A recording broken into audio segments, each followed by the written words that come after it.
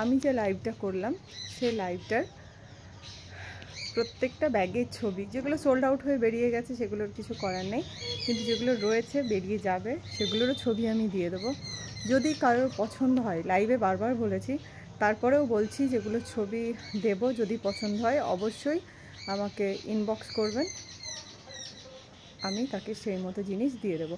বহরমপুর হলে মোটামুটি এই সারাউন্ডিংয়ের মধ্যে হলে আমি গিয়ে দিয়ে আসবো, বা যেমন করে হোক আমি পৌঁছে দেবো, সেক্ষেত্রে শিপিং লাগবে না।